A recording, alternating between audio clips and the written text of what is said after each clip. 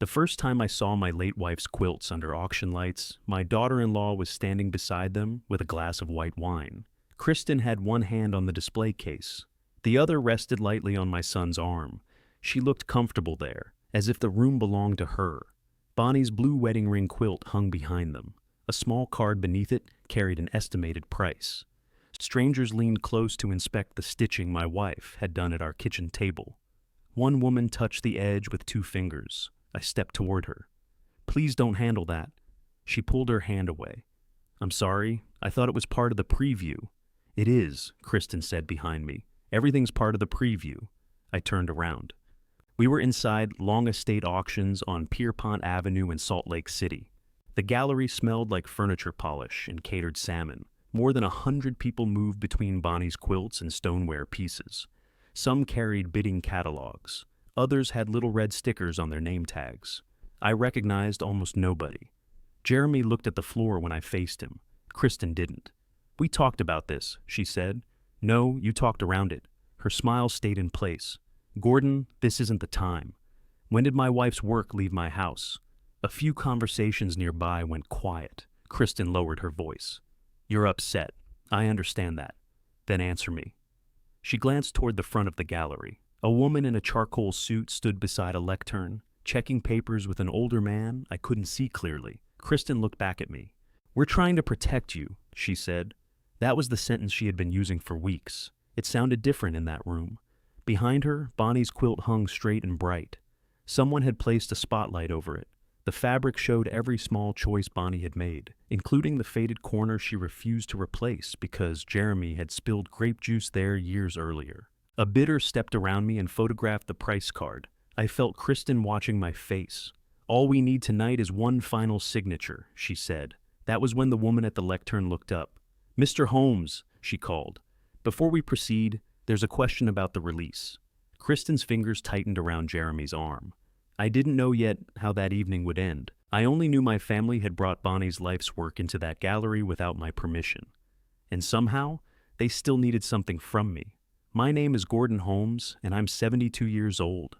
What city are you listening from tonight?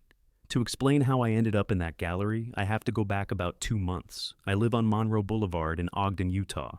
Bonnie and I bought the house after I'd been home from the Army for a while. I served 2 years, all of it stateside at Fort Carson. I never went to war, and I don't pretend otherwise.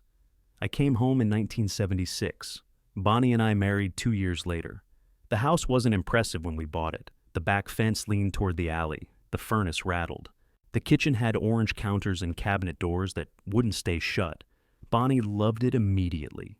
She stood in the empty dining room and said, "This wall gets morning light." I thought she meant we should put the table there. She meant it would be good for sewing. That was Bonnie. She could look at a plain room and know what it was for before anyone else did. I founded Holmes Precision Tool and Die in 1986. I started with 2 used machines, 1 rented unit, and Terry Owens working beside me. Terry eventually became my foreman. More importantly, he became the man who knew when to hand me a wrench and when to leave me alone. While I built the shop, Bonnie built something quieter. She began collecting and making quilts seriously in 1991. Ceramics followed soon after. She took classes, traded pieces with other artists, and drove across Utah to meet women whose names never appeared in glossy magazines. Some quilts she made herself.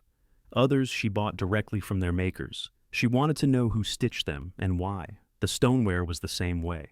Every bowl, pitcher, and covered jar had a story.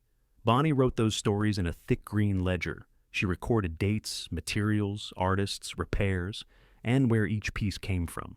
If a maker told her a certain glaze had failed twice before working, Bonnie wrote that down. She called it provenance. I called it her green book. She kept it inside a cedar hope chest in our bedroom. That chest had belonged to her mother. Whenever Bonnie added something to the collection, she opened the chest, took out the ledger, and sharpened a yellow pencil. She always used pencil first. "Why not a pen?" I once asked. "Because people tell you the wrong year," she said. "Then they remember after you've written it." The collection eventually took over the dining room, part of the upstairs hall, and 2 custom display cabinets. I built the cabinets myself at the shop. There were 60 quilts by the end. The stoneware filled several shelves. Bonnie never treated any of it like decoration. She rotated the quilts so sunlight wouldn't damage them. She checked the ceramic shelves after every small earthquake. She kept cotton gloves in the top drawer of the dining room sideboard. In 2015, we established the Holmes Family Trust with our attorney, Albert Murphy. I understood the broad purpose. The house, the company proceeds, and Bonnie's collection would be handled according to our wishes. Albert explained the details. Bonnie asked most of the questions. She cross-referenced every collection item with the trust paperwork. Registration numbers went into the green ledger. Another copy went to the county recorder. At the time, I was more concerned about the business. I trusted Albert. I trusted Bonnie. I signed where they showed me. That wasn't carelessness. At least, it didn't feel careless then. Bonnie died in 2022. She was 65. Cancer took less than a year to do what time hadn't managed in decades. Near the end, she didn't talk much about money or property. She worried about ordinary things. She wanted me to replace the furnace filter. She reminded Jeremy which bakery made the lemon cake Tina liked. She made me promise not to leave quilts folded in plastic. Fabric needs air, she told me. So do you, I said. She gave me a tired look. I'm serious, Gordon. I know. Keep the blue one out. The wedding ring quilt? It makes the dining room feel finished. I promised. For 4 years after she died, I kept that promise. Every Monday morning, I opened the dining room curtains halfway. Full sunlight was too much. I checked the humidity gauge inside each cabinet. On the first day of every month, I changed which quilt hung on the main wall. The blue wedding ring quilt stayed downstairs. Bonnie had earned that much. People assumed the house must feel lonely. It did, but not in the way they meant. Loneliness wasn't an empty room. It was reaching for 2 coffee mugs at 6 in the morning. It was hearing a truck outside and thinking Bonnie had returned from the fabric store. It was finding one of her notes behind a ceramic bowl. Do not let Gordon stack this. I left that note where it was. Jeremy visited, though not as often as I would have liked. He was 45 by then. He worked in commercial building supply. He'd married Kristen 14 years earlier, and their daughter Tina was grown and living on her own. Tina came by without announcing herself. She'd sit at the kitchen counter and eat whatever was available. Sometimes she asked about Bonnie. Sometimes she just used my laundry machines because her apartment charged too much. Jeremy's visits were more scheduled. He'd call on Thursday and come Sunday afternoon. Kristen usually came with him. They stayed about an hour, checked their phones, and left before dinner. That changed late the previous year. They began visiting every other week, then sometimes twice in 1 week. At first, I was pleased. You don't tell your son he visits too much after spending years wishing he'd visit more. Kristen started bringing groceries. You shouldn't be carrying all this yourself, she said one afternoon. She set 2 bags on the counter. Most of the food wasn't anything I ate. Flavored oatmeal, low-sodium soup, little plastic cups of peaches. I've been buying groceries since before you were born, I said. I know, I'm just helping. Jeremy opened my refrigerator and stared inside. You don't have much in here, Dad. There's chicken on the bottom shelf. That's 1 package. I'm 1 person. Kristen exchanged a look with him. It lasted half a second. I noticed it, but I let it pass. She began asking small questions. Was I sleeping through the night? Had I ever left the stove on? Did I still drive after dark? Had I considered putting a rail beside the bathtub? None of those questions seemed unreasonable by themselves. I was a widower in my 70s. People ask older men those things. Still, Kristen never waited for full answers. She asked questions like she was checking boxes. One Saturday, I found her in the dining room photographing the display cabinets. She had opened both curtains. Sunlight covered the quilts. Could you close those halfway? I asked. She turned with her phone raised. Oh, sorry. I couldn't get enough light. For what? Insurance. What insurance? She lowered the phone. Jeremy said you might need updated pictures. Jeremy was in the garage looking for a socket wrench I hadn't lent him. I already have photographs, I said. These are just backups. She stepped closer to the shelf holding Bonnie's stoneware. A gray pitcher sat near her elbow. She photographed its base, then its side. I moved between her and the cabinet. You can ask me before opening things. I did ask. No, you didn't. Her face changed for a moment. The helpful expression disappeared. Then it returned. Gordon, I'm trying to make sure everything's documented. It is documented. Where? That's handled. She gave a short laugh. That doesn't tell me anything. It wasn't meant to. Jeremy came in carrying the wrong wrench. What's going on? Nothing, Kristen said. I asked her to close the curtains. Jeremy looked at the windows, then at me. Dad, she's helping. I didn't ask for help. The room went quiet. Jeremy set the wrench on the table. Fine, we'll go. I hadn't asked them to leave. Kristen put her phone into her purse. We're only worried about you. There it was for the first time. Worried, not interested, not curious. Worried. They left the groceries behind. Jeremy took the wrench. The following Tuesday, I found 3 pamphlets on my kitchen table. One was called Simplifying Your Home After 70.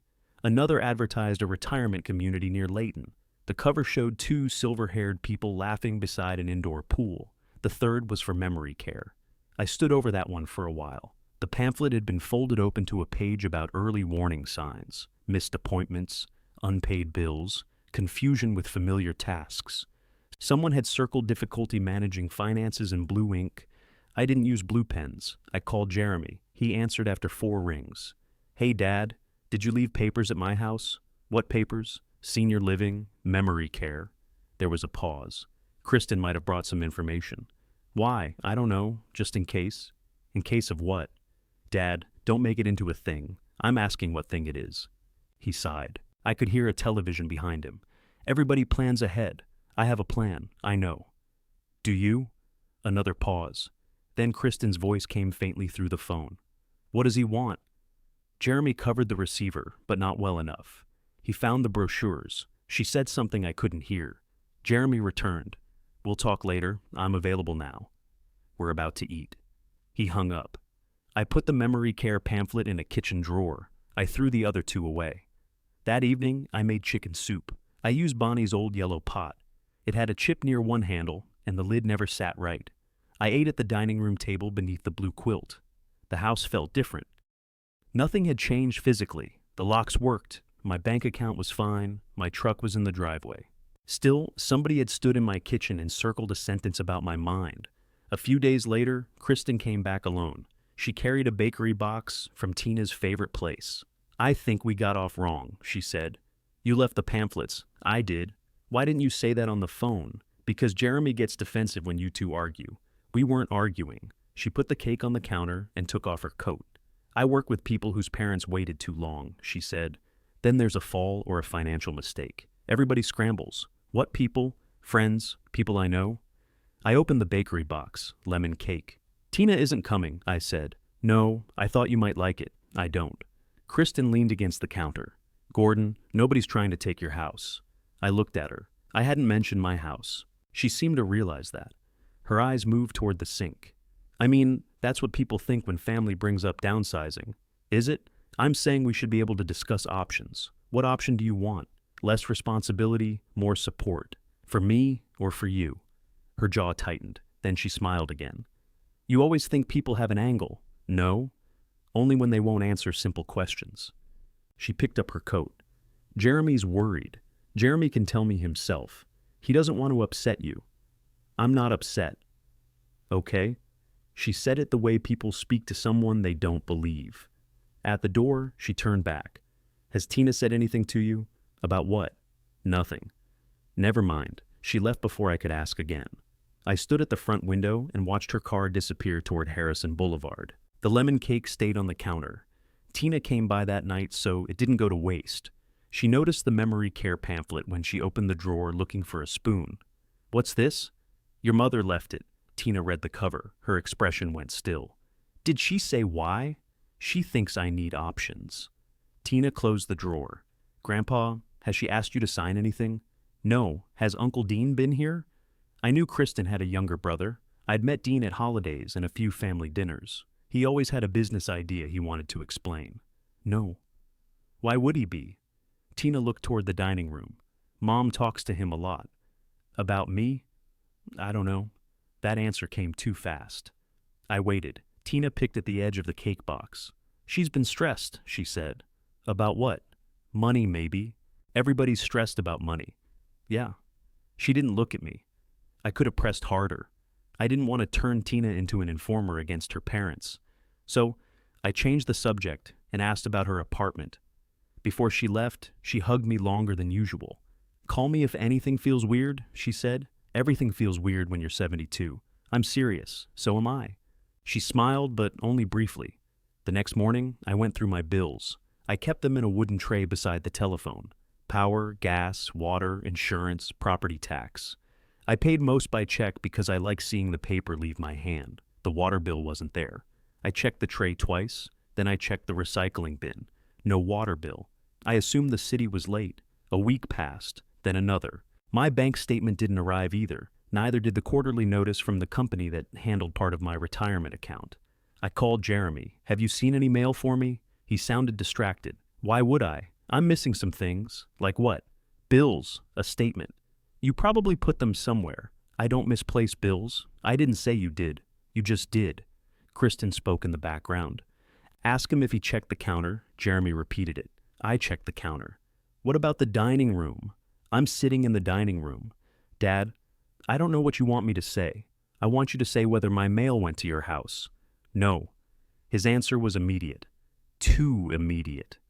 Then he added, "Why would it?" I didn't have an answer. That was the trouble. I had small things, not proof. Photographs could be about insurance. Pamphlets could be concern. Missing mail could be ordinary postal trouble. Even the questions about my house could be clumsy attempts to help. I almost talked myself into believing that. 3 days later, I was replacing a loose hinge on the pantry door when the telephone rang. A woman asked for Gordon Holmes. "This is Gordon." She identified herself as calling from a collection service. "I'm contacting you about your unpaid Ogden City water balance." I stopped turning the screwdriver. "My what?" "Your account was referred after multiple notices. I haven't received a water bill. We mailed the original invoice and 2 late notices. To Monroe Boulevard." She confirmed my house number. "I've lived here for more than 40 years, I said. "My mail comes here. I can only tell you what our records show." "How much do I owe?" She gave me the amount. It wasn't large. That wasn't the point. "Can I pay the city directly?" "You'll need to speak with them about that." I wrote down her name, the reference number, and the time. Bonnie taught me to record details when something didn't fit. After I hung up, I sat at the kitchen table. The senior pamphlet was still in the drawer beside me. The words "unpaid bills" were underlined on the page. I opened the drawer and read them again. Then I looked at the empty mail tray. For the first time, I stopped asking whether my family was worried about me. I started asking what they needed everyone else to believe. I left the screwdriver on the table and called the water department. A man named Curtis found my account. He confirmed the city had mailed 3 notices. I asked whether anybody had changed my billing address. "Not with us," he said. "We're still showing Monroe Boulevard." "Then where did the notices go?" "I couldn't tell you." "Can you tell me if they came back?" He checked. No returned mail. I paid the balance by debit card. Then I asked him to email a receipt and copies of the notices. "Everything all right?" he asked. "I'm trying to figure that out." After the call, I took a legal pad from my desk. I wrote the date at the top. Under it, I listed everything I could remember. Kristen photographing the collection, the pamphlets, her comment about the house, the missing bills, the collection call. I added dates where I knew them. For the rest, I wrote approximate weeks. Working in tool and die teaches you something simple. When a machine starts producing bad parts, you don't begin by tearing it apart. You measure what changed. I went through every envelope in the wooden tray. I compared them with my check register. The gas and electric bills had arrived normally. The water bill hadn't. Neither had the bank statement or retirement notice. Those 3 had one thing in common. They all involved money. I called the bank next. The woman who answered asked several identity questions. Then she reviewed my account. "No address changes here," she said. "Any unusual withdrawals?" She read the recent transactions. All of them were mine. "Can you stop mailing paper statements?" "You're currently enrolled for paper delivery." "That isn't what I asked. I'm sorry." "Yes, we can change it. I don't want it changed. I want to know if somebody tried." She put me on hold. While I waited, I watched a scrub jay land on the fence outside. Bonnie used to throw peanuts onto the patio for them. I still kept a bag in the pantry. The bank employee returned. "I don't see any request to change your preferences.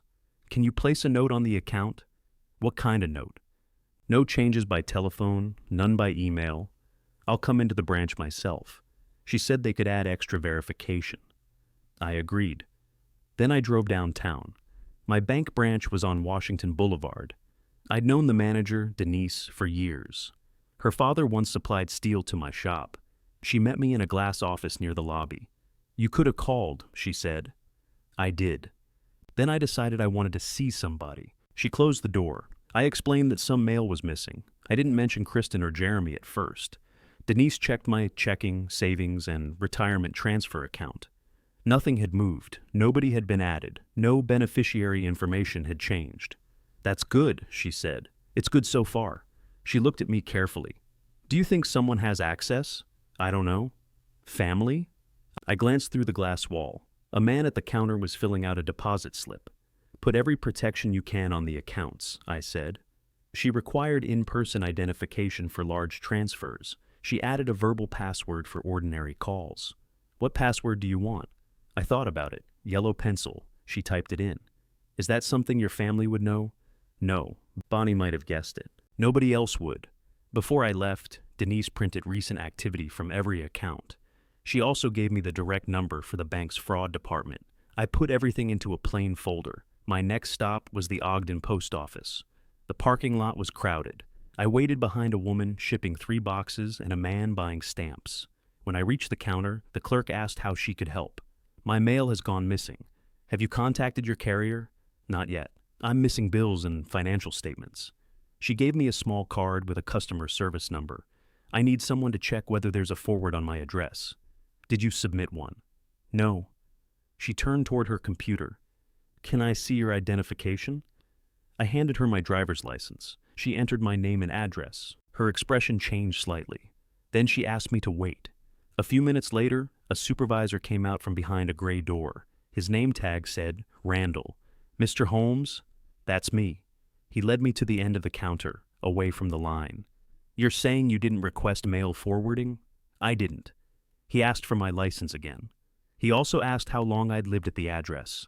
"More than 40 years. "Does anyone else currently receive mail there?" "No." He looked at the computer screen. "There's an individual change of address on file for your name." I felt something settle inside me. Not fear exactly, more like a loose part finally dropping into place. "When was it filed?" He gave me a date from 3 weeks earlier. That was 2 days after Kristen had taken the photographs. "Where is it going?" Randall hesitated. "It's my mail," I said. "I understand. I need you to verify some information first." He asked for my previous address. I told him I hadn't had another one in decades. He asked for the last 4 digits of my social security number. Then he turned the screen enough for me to see. The forwarding address belonged to Jeremy and Kristen. I read it twice.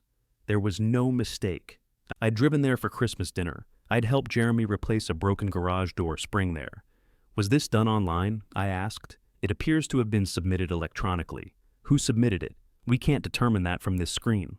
"What was used to verify it?" "I don't have access to all those records. I never authorized it." "We can cancel the forward right now." "I want it canceled. I also want a copy." Randall explained that he couldn't print the original request for me. He could provide confirmation that the forward existed and had been stopped. For more detail, I would need to file a report. With whom? The Postal Inspection Service. The name sounded more serious than I'd expected. "I'm not trying to get anybody arrested," I said. "I'm not saying anyone will be. But if someone submitted this without permission, you should document it." He printed a confirmation page. It showed my name, my address, the effective date, and the destination address. I folded it once and put it in my shirt pocket. Randall canceled the forward. He also placed a note for the local carrier. "Some mail may still be in transit," he said. "You might receive forwarded pieces over the next several days." "What happens to mail already delivered there?" "You'd have to recover that from the address." I thanked him. Outside, I sat in my truck without starting it. I took out the confirmation page and opened it across the steering wheel. Jeremy's address looked different in print. I kept thinking of his answer on the telephone. No, he'd said it immediately. Maybe he didn't know. That was still possible. Kristen handled most of their paperwork. Jeremy had never been good with forms. When he was younger, he'd bring tax documents to Bonnie in a grocery bag. I called him from the parking lot. He answered on the second ring. "Hey, Dad, I'm at the post office." "Okay." There was a mail forward in my name. Silence. "It was sending my mail to your house." Another silence. Then he said, "What? Did you request it?" "No." "Did Kristen?" "I don't know. Ask her. She's at work. Call her." "Dad, slow down. I'm sitting still." "You know what I mean? I asked you a question. I didn't forward your mail. Have any envelopes come for me? I haven't seen any. Check. He breathed out hard. Fine. I'll look when I get home. Call me when you do. Yeah. He hung up. I drove home by way of Harrison Boulevard. I passed the grocery store, then turned back and went inside. I bought bread, eggs, coffee, and a bag of peanuts for the scrub jays. I wanted to do something ordinary before deciding what came next. At home, I placed the post office paper in the folder with the bank records. Then I called Terry. He answered from his garage. I could hear an air compressor running. You finally break that old vise? He asked. The vise is fine. Then this must be social. Kristen ever ask you about my finances? The compressor shut off. What brought that on? That wasn't an answer. Terry was quiet for a moment. Maybe once. What did she ask? It wasn't exactly a formal interview. Terry. All right. At Tina's birthday dinner last fall, she asked whether you still own the shop building. I sold it with the business. I told her that. What else? She asked whether you had partners. Then she wanted to know if Bonnie's quilts were valuable. What did you say? I said I didn't know. You knew about the appraisal. That didn't mean she needed to know. I leaned back in my kitchen chair. Anything else? Terry cleared his throat. She asked what you were worth. The refrigerator motor came on behind me. Those words? Close enough. She said, does Gordon actually have money, or is it all tied up in the house and that collection? What did you tell her? I told her to ask you. Did she? You'd know better than me. I looked through the doorway at the blue quilt. Why didn't you mention this? Because people ask nosy questions. I didn't think she was planning anything. I'm not saying she is. What happened? I told him about the mail forward. Terry didn't respond right away. That's not nosy, he finally said. No? Have you called Jeremy? He says he doesn't know. You believe him? I don't know what I believe. Want me to come over? No, not yet. Gordon, don't sit there alone making excuses for everybody. I'm not making excuses. You've been doing it for Jeremy since he was 20. That irritated me because it was partly true. He's my son. I'm aware. I'll call you tomorrow. Call me tonight if anything changes. After we hung up, I wrote Terry's account on the legal pad. I included where the conversation had taken place and what Kristen had asked. It felt unpleasant writing her name that many times. At 5:30, Jeremy called. We found some mail, he said. We, Kristen and me. What did you find? A couple envelopes? Nothing important. Read the senders. He paused. One from the bank, one from the city. And something about retirement. So exactly what I said was missing. I guess. How did it get there? Kristen says you asked her to help organize your bills. I did not. She says you did. When? Last month. I asked her to explain a charge on my phone bill, that's all. He lowered his voice. Dad, she thought you wanted help. Did I ask her to change my address? No. Then she didn't misunderstand. Kristen said something near him. Jeremy replied, I'm talking to him. Then she took the telephone. Gordon, nobody stole your mail. Give the phone back to Jeremy. You're blowing this out of proportion. You filed a change of address in my name. I helped set up a temporary forward because you said mail was overwhelming. I never said that. You said there was too much paperwork on the counter. I was talking about grocery coupons. That isn't how I remember it. How did you verify the request? What? The post office requires verification. I don't know. I filled out the form. Online? I don't remember. It was 3 weeks ago. She stopped speaking. Bring every piece of my mail to my house tonight, I said. We're busy. Then Jeremy can bring it. You don't need to order us around. It's addressed to me. We were helping. Bring it tonight. She gave the phone back to Jeremy. He sounded tired. I'll come after dinner. Come alone. Why? Because I asked. He arrived shortly after 8. He carried a plastic grocery bag with 9 envelopes inside.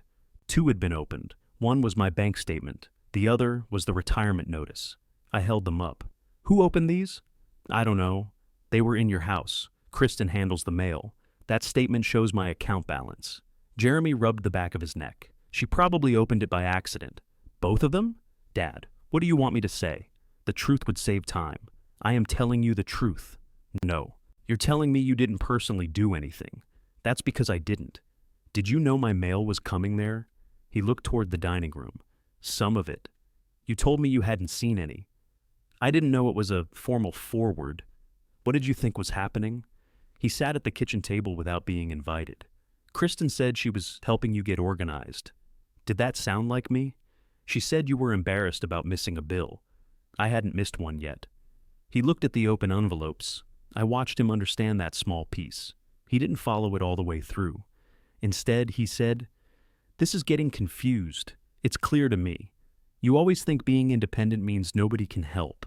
And Kristen thinks helping means opening my bank statement. She worries about you. She asked Terry what I'm worth." Jeremy looked up. "When?" "Last fall." He probably misunderstood. She asked about the shop, the house, and Bonnie's collection. People talk. They do. That's how I found out. His face hardened. "You called Terry about us?" "I called my friend about a question. You're making Kristen sound like some kind of thief. I haven't called her anything. You don't have to." He stood. For a moment, I saw the boy who used to plant both feet whenever he knew he was wrong. Then his shoulders dropped. "Can we just reset?" he asked. "You got the mail back. The forward's canceled. Let's leave it there." I gathered the envelopes and put them into the wooden tray. "Is that what Kristen wants?" "It's what I want." "Did she tell you why she opened my statements?" "She said it was an accident." "Then she can explain the accident herself." Jeremy picked up the empty grocery bag. "Don't start a family war over 9 envelopes. I didn't send them to your house." He left without saying goodbye. I locked the door behind him. Then I carried the open bank statement to my desk. The balance wasn't enormous, but it was enough to explain Kristen's increased interest. What it didn't explain was the collection. She'd asked Terry about Bonnie's quilts months earlier. She'd photographed the cabinets before redirecting my mail. Then pamphlets about unpaid bills had appeared after the forward was active. The order mattered. I added each date to the legal pad. At the bottom of the page, I wrote one sentence. "Do not argue. Verify." The next morning, I filed the report Randall had recommended. I attached a copy of the forwarding confirmation and listed the open statements. Then I called every company that mailed me financial information. I changed nothing about the accounts. I only added safeguards. After that, I placed a small piece of clear tape along the edge of the cedar hope chest. It wouldn't stop anyone from opening it. It would tell me if they had. Bonnie's green ledger was still inside. I checked every window and door before going to bed. For the first time since she died, I locked the dining room cabinets. The keys went into my desk drawer beside the legal pad. 2 days passed without a call from Jeremy. Kristen sent one text. "You've made your point. We'll give you space." I didn't answer. On Thursday morning, I found a certified letter notice taped to my front door. The carrier had attempted delivery while I was buying furnace filters. The sender was my retirement account company. I drove to the post office and signed for it. Inside was a replacement statement and a letter confirming my mailing address. Nothing had changed in the account. I added the envelope to my folder. That afternoon, Jeremy finally called. "Can I come by?" "Sure." "Kristen too?" "If she has something to say." He paused. "She doesn't want another argument. Neither do I." They arrived at 6. Kristen brought no groceries this time. She walked into the kitchen and placed her purse on a chair. Jeremy remained standing. Kristen looked at the locked dining room cabinets. "You put locks on them?" "They came with locks. You never used them before." "I do now." She pressed her lips together. Jeremy said, "Can we sit down?" We took our usual places at the kitchen table.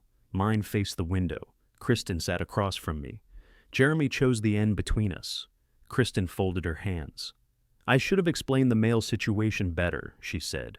"You should have asked permission. I believed I had it. You didn't." "Fine, I made a mistake." She said the words quickly. Jeremy looked at me as if he expected a response. I waited. Kristen continued. "The larger issue is that you did miss a payment, because the bill went to your house. The forwarding took time to process. The first bill may have been lost before that. That isn't what happened. You can't know that. I know when the forward started." She glanced at Jeremy. He said, "We're not here to debate the post office. Why are you here? We want to make things easier." Kristen reached into her purse. She removed a white business card and slid it across the table. Vega Legacy Transitions. Below that was Dean's name and a list of services. Downsizing, household organization, senior relocation, family planning support. I left the card where it was. "Your brother?" "He's helped a lot of families," Kristen said. "I'm not relocating. It's not just relocation. Jeremy picked up the card and turned it toward me. He does paperwork reviews, he said. He helps people organize important documents. I have an attorney. This isn't legal work. Then what is it? Kristen leaned back. It's a routine home and paperwork assessment. He looks for things families miss, expired insurance, utility problems, unsafe stairs, that kind of thing. I can identify stairs, Gordon. What? Can you please take this seriously? I looked at Jeremy. Do you think I can't manage my house? He rubbed his palms over his trousers. I think one meeting wouldn't hurt. One meeting for what purpose? To reassure everybody. Who is everybody? Us. Kristen looked at him, then at me. Tina, too. That didn't sound true. Tina told you she was worried. She said you seemed stressed. After she found your memory care pamphlet. Kristen's face tightened. Jeremy said, Dad, Dean's family, so are you. Neither of you noticed my mail on your counter. We brought it back. After I found it, Kristen stood. This is pointless. She picked up her purse. Jeremy stayed seated. Sit down. I'm not going to be insulted in his house. My house is exactly where I'll ask questions. She stared at me. Then she set the purse down again. All right, she said. What would make you comfortable? Dean sends me a written description of what he does. Fine, I decide whether I need it. Fine. And if he comes, you don't. She laughed once. You think I'm trying to influence him? I think he's your brother. Jeremy touched the business card. Let him do the assessment, Dad. Then this ends. I didn't believe that. Still, I wanted to know what they were pushing toward. Refusing would tell me nothing. Have him call me, I said. Kristen sat back down. The change in her was small, but I saw it. Her shoulders relaxed. She had expected a fight. Instead, she'd gotten an appointment. Dean called the following morning. His voice had the smooth, careful tone people use when selling extended warranties. Mr. Holmes, I understand there's been some family concern. There's been family interference. He gave a light chuckle. That's often how concern feels. I'm not interested in sayings, Dean. Fair enough. He explained that Vega Legacy Transitions had been operating for about 2 years. He said he worked with older homeowners who wanted to remain independent. What do you charge? I asked. This initial visit is complimentary. Who pays you? No one for the first consultation. And after that? It depends on what services you choose. What service does Kristen want? I'm speaking with you, not Kristen. That wasn't my question. He paused. She asked whether I could help reduce tension. By inspecting my house? By confirming you have good systems in place? I looked at the business card on my desk. What paperwork do you review? Bills, insurance, emergency contacts, property records? Only what you're comfortable sharing. No medical records. Not unless you want to discuss them. I don't. Then we won't. We scheduled the visit for Monday morning. I called Tina afterward. Did you tell your mother I needed a home assessment? What? Dean's coming Monday. She was silent for a moment. I didn't know that. Your mother said you were worried. I said you seemed upset after the mail thing. That's all. Do you know anything about his business? Only what he posts online. What does he post? Pictures of cleaned out houses, before and after stuff. Sometimes families standing beside moving trucks. Any paperwork services? I don't know. She lowered her voice. Grandpa, why are you letting him come? Because I'd like him to explain what he wants while sitting across from me. You're not signing anything, right? I haven't agreed to. Right, but don't. You sound like you know something. I know, Mom. That was all she would say. On Monday, Dean arrived 10 minutes early. He drove a silver sport utility vehicle with his company name printed on the doors. He wore khaki trousers, a blue button-down shirt, and soft-soled shoes. He carried a leather binder and a tablet. Good to see you, Mr. Holmes. You've called me Gordon at every family dinner. He smiled. Gordon, then. I led him into the kitchen. He placed the binder on the table and asked permission to look around. Downstairs only, I said. Of course. He started in the kitchen. He checked the smoke detector date. He looked beneath the sink for leaks. He asked where I kept medications. Bathroom cabinet. Would you mind showing me? Yes. He made a note. What did you write? Private medications? I said bathroom cabinet. It just means you prefer not to review them. Then write that. He changed it. In the living room, he tested the rug with his shoe. This edge could catch a foot. It hasn't. That's good. He looked at the photographs on the mantel. One showed Bonnie standing beside the blue quilt at a local exhibit. Kristen says the collection takes significant upkeep. Kristen doesn't maintain it. Do you have anyone who could? I do. Who? Me. He smiled again. I mean, if you became unable. I deal with that when it happened. That's usually when families are forced to rush. He moved toward the dining room. The cabinets were still locked. Can we look inside? No. I'm only evaluating household contents. You're evaluating whether I can live here. Those things overlap. Not today. He glanced at the quilt on the wall. That's valuable, isn't it? It's valuable to me. Has the collection been appraised? Yes. Recently? I didn't answer. He made another note. What was that? Collection present. I could have told you that from the kitchen. He returned to the table. The household portion lasted less than half an hour. Dean found no expired detectors, no loose rails, and no spoiled food. He seemed disappointed by the refrigerator. You cook regularly? Most days. Kristen said you mostly ate canned soup. Kristen bought canned soup. I didn't eat it. He wrote something else? I reached across and turned the binder toward me. He'd written, Disputes Family Account of Diet. That's an interesting way to say your sister was wrong. He drew a line through it. Fair point. Then he opened a printed checklist. We reviewed insurance contacts, utility companies, my physician's name, and where I kept emergency numbers. I gave him no account numbers. When he asked about the trust, I said Albert handled it. Is Albert current on your wishes? He knows more about them than you do. I'm sure he does. Dean opened another section of the binder. The only immediate gap I see is bill continuity. I fixed the mail. That addresses delivery. It doesn't address what happens if you're sick. If I'm sick, I pay bills when I'm well. What if you're hospitalized? I'm not. This is planning, Gordon. He took out a document held by a black clip. It lets Jeremy or Kristen speak to utilities and handle routine payments if you can't. I read the heading. Durable General Power of Attorney. That sounds broader than utilities. It's a standard title. The practical purpose is simple. I turned the page. The language was dense. Property, banking, claims, personal matters, records. Several powers were listed in groups. This gives them access to accounts, only to act for your benefit.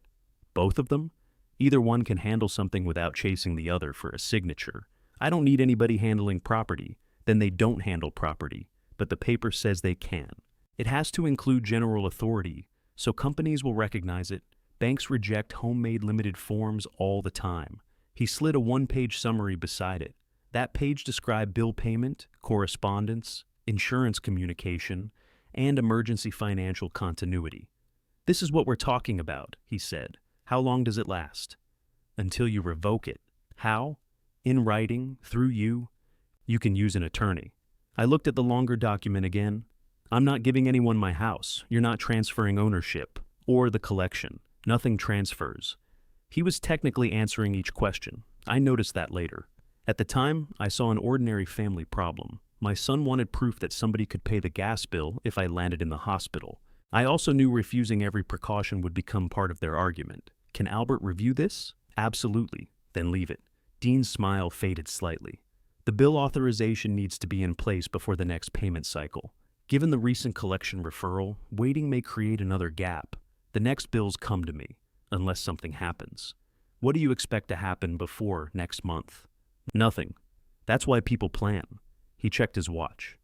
I can narrow the active use with an instruction sheet. No action unless you ask, or there's a missed payment. Put that in writing. He added a typed page on his tablet. He showed me the screen. Use limited to bill payment, account correspondence, and emergency financial continuity at principal's direction. I read it twice. What about the broader language? This instruction controls how the agents use the authority. That explanation sounded reasonable. It wasn't complete, but I didn't know that yet. Dean connected by video with an online notary. I showed my identification to the camera. The notary asked whether I was signing voluntarily. Yes, I said. Do you understand this document grants financial authority to the named agents? For bills and emergencies. Dean spoke from beside the tablet. Under the attached instructions. The notary looked off screen for a moment. Mr. Holmes, do you wish to continue? I should have stopped there. Instead, I looked at the instruction sheet and said, "Yes." I signed. The notary watched me initial the required places. Dean attached the certificate and gathered the pages. "I want a complete copy," I said. "I'll scan and email it today. I want paper. I'll bring one tomorrow." He packed the original into his binder. As he stood, he looked once more toward the dining room. "You've done a good job maintaining everything," he said. "That surprises you?" "No, it'll reassure the family." "What happens now?" "I prepare a short report. For me, for you, and the family. It concerns my house. I see it first." "Of course." He left at 11:15. I watched his vehicle turn toward the main road. Then I went upstairs. The clear tape on the Cedar Hope chest was still intact. Nothing in the dining room had been disturbed. I told myself the visit had produced nothing except paperwork I could revoke whenever I wanted. By 5 that afternoon, Dean still hadn't emailed the copy. I called his office number. It went to voicemail. "Dean, this is Gordon. I want the entire document, not the summary. Send it tonight." He didn't call back. At 7, Kristen texted me, "Thank you for being reasonable today. This takes a lot of pressure off Jeremy." I read the message twice. I hadn't signed anything for Jeremy's feelings. I had signed to keep routine bills from becoming evidence against me. Still, Kristen sounded as if something larger had been settled. I opened my legal pad and wrote the time beside her message. Then I added another line. "Get the original reviewed before they use it." Dean brought the paper copy the following afternoon. He didn't come inside. He stood on the porch and handed me a large envelope. "Sorry about the delay," he said. "My scanner was acting up. You could have called. You got it now." I opened the envelope while he waited. The document was 23 pages. My signature appeared near the end. The instruction sheet was behind the notary's certificate, not attached to the main document. This is out of order. It all travels together. Then why is the instruction last? That's how the system compiled it. I turned to the section on powers. The document gave Jeremy and Kristen authority over banking, personal property, contracts, insurance, taxes, business interests, and claims. Either could act independently. This says they can sell personal property. It's standard language. You said bills and emergencies. That's what the instruction sheet says. The instruction sheet isn't part of the signed document. It's included in the packet. After the notary page, Dean shifted his weight. "If you're uncomfortable, have Albert review it. I plan to." "Good." He started down the steps. "When will I get your assessment report?" "I'm finishing it." "You said I'd see it first." "You will." "Before Kristen?" He looked back. "Yes." I watched him drive away. Then I called Albert's office. His receptionist told me he was in St. George for a deposition. He would be back Thursday. "Tell him it concerns the trust and a power of attorney." She asked whether it was urgent. "I'm not sure yet." She offered an appointment Thursday afternoon. I accepted. I sat at my desk and read every page Dean had brought. The document didn't say anything about waiting until I was sick. It was effective immediately. The agents were supposed to act in my interest. That phrase appeared several times. The document also allowed them to request records from banks, insurers, government offices, and other companies. It explained how I could revoke it. That part was short. I wrote a letter stating that nobody had permission to use the power before Albert reviewed it. I signed and dated it. Then I made 3 copies. I hand-delivered one to Jeremy's house. Kristen answered the door wearing exercise clothes. Her hair was tied back, and she had a phone in one hand. "What's this?" "Written instruction." She read the first paragraph. "You already gave us instructions. This one is clearer." Her eyes moved down the page. "You don't trust us. I don't trust the document." Dean explained it. Dean explained part of it. She stepped onto the porch and pulled the door closed behind her. "You wanted bill help. I agreed to emergency bill help. That's what this does. It does much more, only if needed. Then you won't mind waiting." She folded the letter once. "Jeremy is at work. This copy is for both of you." "Fine. Sign that you received it." She looked up. "You brought a receipt?" "Yes." I held out the second page. Her face reddened. "You're treating me like some stranger. A stranger wouldn't have redirected my mail." I apologized for that. "No, you explained why you thought you were right." She took the pen and signed. I put the receipt in my jacket pocket. As I turned toward the steps, she said, "You're making everything harder than it has to be. For whom?" She didn't answer. I mailed the second copy to Dean's business by certified mail. The third stayed in my folder. That evening, I called every account again. I told the bank that a power of attorney existed, but was under review. Denise added a warning that no agent instructions should be accepted until I appeared in person. The retirement company required a written notice. I sent it the next morning. I also called the city utilities office. A woman named Marla added a confidential password to the account. "What password?" she asked. "Blue Quilt." I wrote it beside the bank password in a small notebook I kept locked in my desk. By Wednesday, nothing unusual had happened. No withdrawals appeared. No one contacted the utilities. The mail arrived normally. I began to wonder if I'd caught the problem early enough. Then a large cream envelope came from Long Estate Auctions. At first, I thought it was advertising. Bonnie had attended estate previews over the years, and our address still appeared on mailing lists. I carried it into the kitchen and opened it with a butter knife. The first page thanked me for choosing Long Estate Auctions. My name appeared under client. Below that was a reference number and the words Holmes Textile and Stoneware Collection. I read the page from the beginning. The letter confirmed receipt of a consignment agreement. It listed a public preview gala scheduled in Salt Lake City. The date was 45 days after the agreement had been signed. A proposed auction window followed. I turned to the inventory summary: 60 hand-quilted quilts, assorted hand-thrown stoneware. Estimated total appraised value, $340,000. The number came from Bonnie's last formal appraisal. I hadn't given it to Kristen. The second page discussed transportation. A collection team would contact the consignor to arrange packing and pickup from the Monroe Boulevard property. I stood at the counter holding the letter. The kitchen clock ticked above the refrigerator. I read the word consignor 3 times. Then I called the number printed at the bottom. A receptionist answered. I received a consignment confirmation for property I didn't consign. She asked for the reference number. After I gave it, her tone became more careful. "One moment, Mr. Holmes." I waited. A woman came on the line and introduced herself as Michelle Long, the gallery director. "I understand there's a question about the Holmes collection." "There's no question. It isn't for sale." A pause followed. "Our agreement was executed by an authorized agent." "Who?" "Kristen Holmes." "My daughter-in-law." "Yes. She doesn't own anything in that collection. She provided a power of attorney." "When?" "The agreement was signed 2 days ago. That was Monday. The same day Dean sat in my kitchen." I looked at the document spread across my desk. "What time?" "I'd need to check." "Please check." I heard keyboard sounds. The electronic signature was completed at 1:47 in the afternoon. Dean had left my house shortly after 11. I signed that power Monday morning. Michelle was quiet. Then she asked, "Were you aware Mrs. Holmes intended to consign the collection?" "No." "Did you authorize her to do so?" "No." "Did you authorize an appraisal consultation?" "No." Another pause. "I'm going to place an administrative hold on the file," she said. "What does that mean?" "No pickup will occur until we clarify authority." "What about the sale?" "We have time before the auction window. The preview date is the immediate deadline. There won't be a preview. I understand your position. It's not a position. It's my wife's property."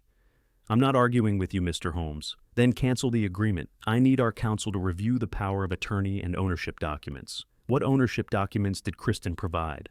"A collection appraisal, photographs, and a provenance summary." "A summary from where?" "I don't know yet." "Does it include a green handwritten ledger?" She paused again.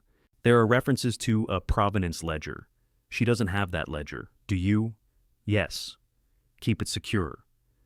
That was the first thing Michelle said that sounded like direct advice. I lowered my voice. "Has anybody from your company entered my house?" "Not according to the file." "Have buyers seen the collection?" "Only our internal staff." "Are photographs public?" "Not yet." "Keep them that way. I'll suspend all promotional release." "Who else signed the agreement?" "Kristen Holmes signed as agent for Gordon Holmes." "Did Jeremy sign?" "No." "Dean Vega?"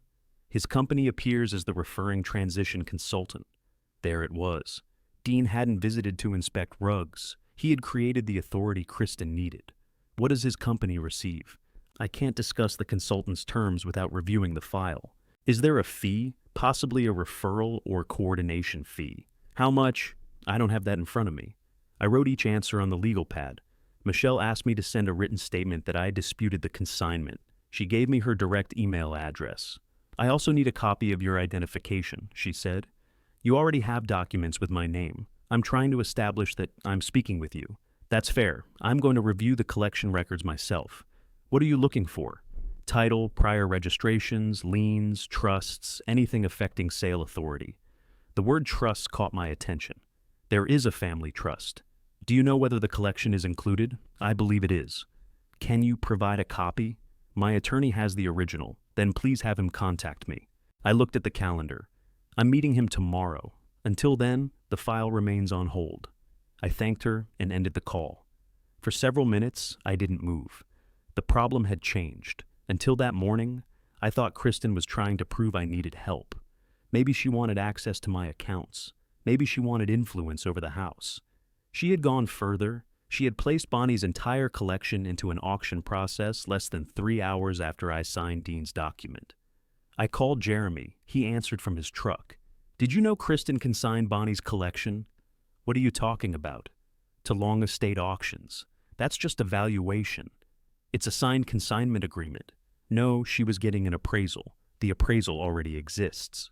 She said the auction company needed to review it. They scheduled a public preview. He went quiet. Jeremy, I'm here. Did you know?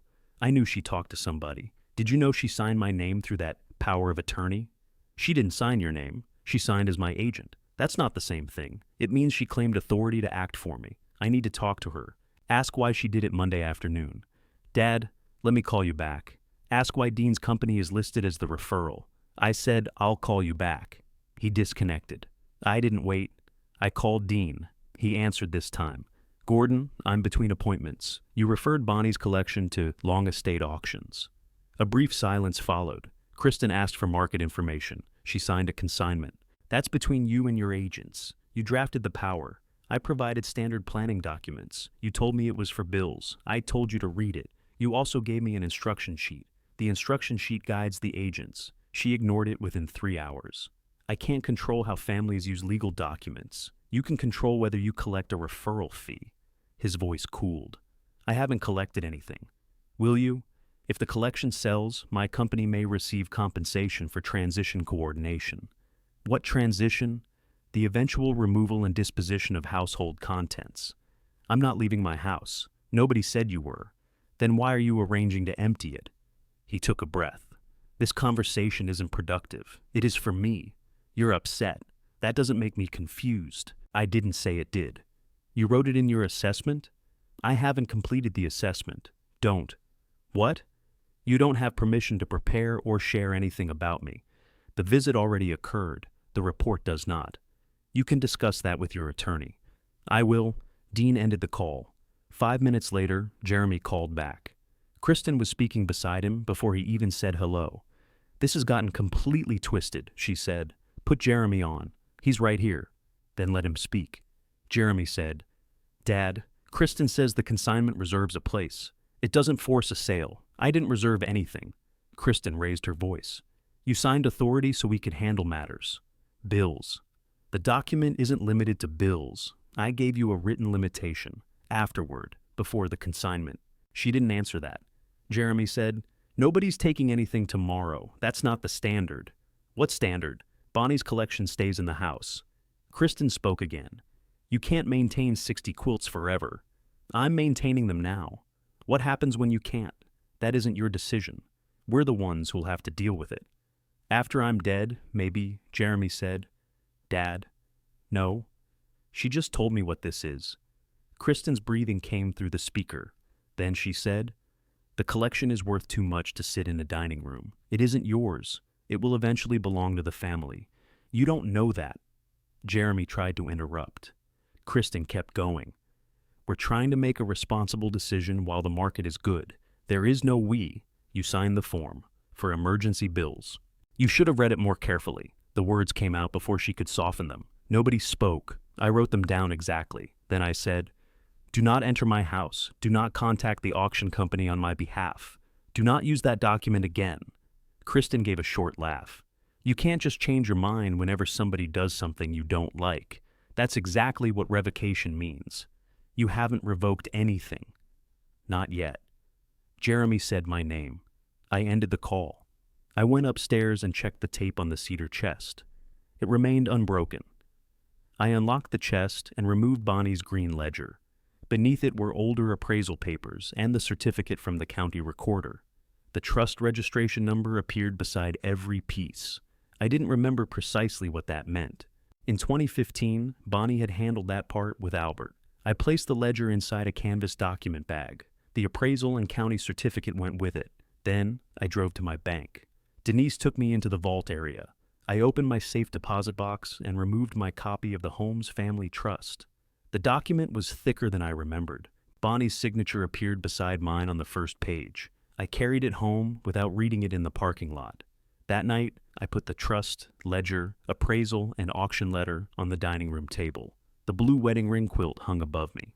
At 9:20, Michelle called. I completed an initial record search, she said. There's a county registration tied to the provenance numbers. What does that mean for the consignment? I'm not prepared to give you an answer tonight. But you found something. Yes. Does Kristen know? No. Are you going to tell her? Not until I understand it. I looked at the trust document beneath my hand. I'm meeting Albert tomorrow. Good, Michelle said. Bring everything.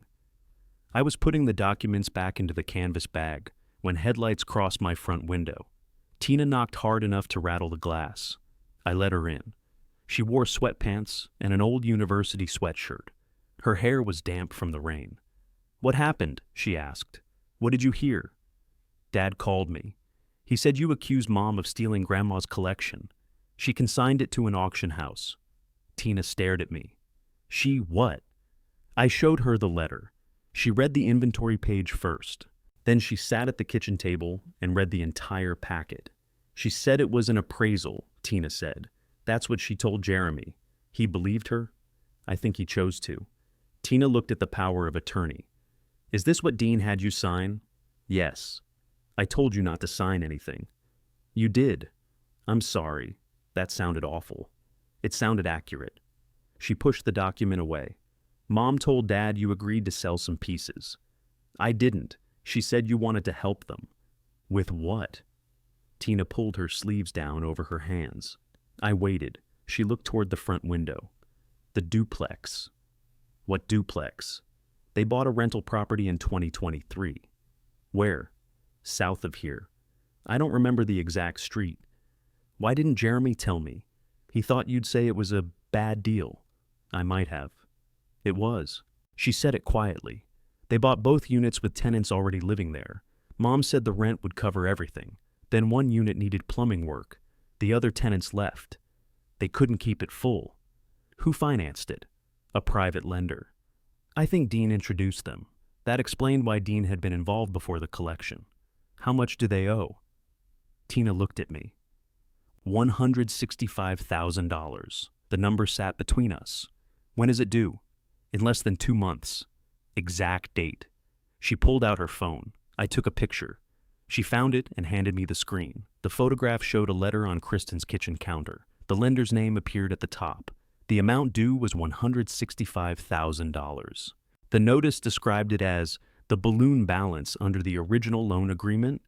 The due date was 54 days away. Why did you photograph this? Because Mom said it was just a regular payment. That doesn't answer me. I didn't believe her. Tina took the phone back. I was feeding their dog while they were gone for the weekend. The letter was open. I saw the amount. Did you ask Jeremy? He said they were refinancing. Are they? No bank will do it. The property doesn't make enough. Is it in foreclosure? Not yet. What happens if they don't pay? The lender can take the duplex. Mom says they could also come after them for other costs. I sat across from her. When did you learn Bonnie's collection was part of this? Tina pressed both palms against the table. I didn't know they'd actually consigned it. When did you know they wanted it? A few weeks ago? Before the mail forward? I don't know when that started. I gave her the date. She closed her eyes briefly. That was right after I heard Mom talking to Dean. Tell me exactly what you heard. I came over for dinner. Dad was working late. Mom was in the laundry room on the phone. With Dean? Yes. What did she say? Tina took a breath. She said, the appraisal is $340. Even after commission, there's enough to clear the balloon. I didn't move. Then what? She said you'd never agree if they asked directly. What did Dean say? I couldn't hear his side. What did your mother say next? She said they needed to make helping you look necessary. The memory care pamphlet lay in the drawer beside us. I opened it and placed it on the table. Tina saw the circle line. She did that? I didn't. Tina touched the page. I thought she was only trying to convince you to loan them money. She never asked. She told Dad you'd already offered. I looked at her. When? After Christmas. She said, you told her privately that family should help family. I never had that conversation. Dad thinks you did? Why? Because Mom says you forget things since Grandma died. The room became very quiet. Outside, a car passed on wet pavement. Has she said that to you before? Sometimes. Examples. She said you forgot inviting her to organize the mail. She said you forgot telling Dean you wanted a home assessment. She said you'd agreed to discuss selling the collection. All false. I know that now. You didn't before? Tina looked ashamed. I didn't know. That's not criticism. I'm asking. I thought maybe you'd said something when you were tired. Mom repeats things until they sound settled. That was a good description of Kristen.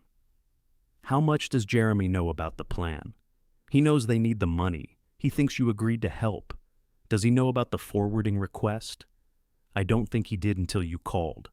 Does he know she opened my statements? She told him it was accidental. Does he know about the consignment? He knew she was talking to the auction house. He said it was to see what buyers might pay. So he knows pieces may be sold. He thinks you approved it. I leaned back. Why didn't he ask me? Tina shook her head. Because he doesn't want to hear you say no. That answer sounded true. She turned the auction letter over. There's more. I waited. Mom and Dean argued last weekend. About what? She thought he was moving too slowly. How do you know? I was there. Another phone call? No.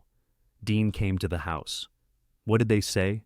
Mom asked whether your missed payment was enough. Dean said one missed water bill wasn't much, but it showed a pattern if there were other concerns. My fingers tightened around the edge of the table. What other concerns? Living alone? The house? The collection? Being forgetful? Who said I was forgetful? Mom. Did Dean agree? He said the family needed consistent documentation. Tina's voice dropped. I didn't understand what he meant. I do. The photographs were documentation. The pamphlets were documentation. Dean's assessment was documentation. The missing bill had become documentation because they had taken the notice away. I opened the legal pad and found the page with the dates. The order no longer looked accidental. Kristen had asked about my worth before she began visiting more often. She photographed the collection. Then my financial mail went to her house. A bill went unpaid. Pamphlets about unpaid bills appeared in my kitchen. Dean documented me disputing Kristen's description of my diet. Hours after I signed his form, she consigned property worth $340,000. The amount was more than double their debt. Did your mother discuss what would happen after the auction? I asked. She said they'd pay you back. With what? After they stabilized the duplex that can't support its own loan? I know. What did Dean get? She said he'd take care of the sale and cleanup. Cleanup of what? I asked that too. What did she say? She said you'd eventually have to move somewhere smaller. I looked around my kitchen. Kristen had already pictured the house without me, not because I needed care, because selling Bonnie's collection would be easier if the rest of my life could be described as a transition. Did Jeremy hear that? I don't know. You need to be certain. I'm not. That's fair. Tina looked at the clock. I should have told you sooner. You're telling me now? I thought I could get Mom to stop. How? I asked her if she was using Grandma's things to cover the duplex. What did she say? She said, I didn't understand adult finances. You're 24, I reminded her. Despite everything, I almost smiled. Tina continued. She said the collection would belong to Dad someday anyway. She said selling early only changed the timing. It doesn't belong to Jeremy. I told her that. What happened? She said the family trust was just paperwork. That caught my attention. Did she mention any terms? No. She said powers of attorney exist for exactly this reason. Did Dean tell her that? I don't know. Did either of them mention Albert? No. That mattered, though I didn't yet know how much. I took out my phone and called Jeremy. It was after 10. He answered quickly. Dad, can this wait until morning? No. What now? Your balloon payment is $165,000. He didn't speak. Tina's with me, I said. In the background, Kristen asked what was happening. Jeremy lowered his voice. Why are you dragging Tina into this? She came here because you called her. I didn't tell her our business. No. Your lender did? What? I saw the payment notice. That wasn't quite true, but Tina had. Jeremy's breathing changed. Dad, we were going to tell you. When? When we had a solution. You mean when my collection sold? Kristen took the phone. You have no right discussing our finances with Tina. She knew before I did. She snooped. She saw an open letter. That doesn't make it her business. You made my assets your business. Kristen's voice sharpened. We were trying to avoid losing everything. So you decided Bonnie should pay for it. That collection is sitting there doing nothing. It belongs where Bonnie placed it. She's gone, Gordon. Tina looked at me. I kept my voice level. Say that again. Kristen didn't. Jeremy spoke near her. Give me the phone. There was movement, then his voice returned. Dad, we're in a bad spot.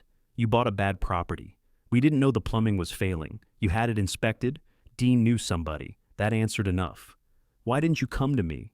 Kristen said she did. She didn't. She said you agreed to help, then started backing away. She lied.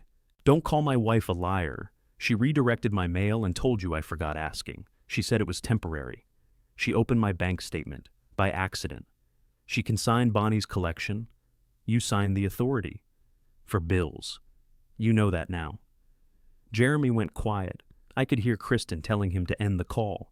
Did you know about the $165,000 before tonight? I asked. Of course. Did you know Kristen planned to pay it with the auction? I knew selling some pieces was an option. All of it was consigned. No? Yes. He spoke away from the phone. You said selected pieces. Kristen replied. That was the initial plan. Jeremy came back. How many pieces are listed? Every quilt and the stoneware? He said nothing. 60 quilts, I added. The full collection. Kristen spoke loudly enough for me to hear. It has to be marketed as a complete collection to get serious bidders. Jeremy said, I need to look at the agreement. You should have looked before she signed it for me. He ended the call. Tina remained at the table. You believe Dad didn't know it was everything? She asked. Yes. Do you believe he didn't know any of it? No, she accepted that. At 11:30, I checked the public county records online. The duplex was owned by a company registered to Jeremy and Kristen. A recorded deed of trust matched the lender on Tina's photograph. The loan had been there since 2023. Their problem hadn't appeared overnight. The deadline had. The collections appraisal gave Kristen a number. Dean gave her a document. The mail forward gave them a story about why I needed help. By morning, I understood what they wanted. I still didn't know whether I had signed away the power to stop them. At 1:45 that afternoon, I carried the canvas bag into Albert's office. He closed his door, put on his reading glasses, and opened the trust to the collection schedule. Then he looked up at me. Gordon, he said, there's something you and Bonnie put in here for exactly this kind of family dispute. He turned the document toward me and placed his finger beneath a paragraph. The collection belongs to the trust, he said, not to you individually. I'm the trustee. You're the sole trustee under the survivor provision. Then what did I give Kristen? Authority to act for you personally. That does not make her trustee. He took the power of attorney from its envelope. This is broad, he said, broader than Dean described. Can she sell the collection with it? No. The answer came without hesitation. Albert opened Bonnie's green ledger. He compared the registration number on the first quilt with the trust schedule. Each piece was titled into the trust in 2015. Bonnie made sure of it. I remembered sitting in that same office with her. Albert had explained what would happen if one of us died. Bonnie listened with a yellow pencil resting across her notebook. Then she asked, what if the family disagrees about the collection? Albert had said, the trustee decides. What if the trustee can't? He'd looked at the draft. We can name a neutral successor. Bonnie turned to me. Not Jeremy. I'd been surprised. He's our son. That's why not, she said.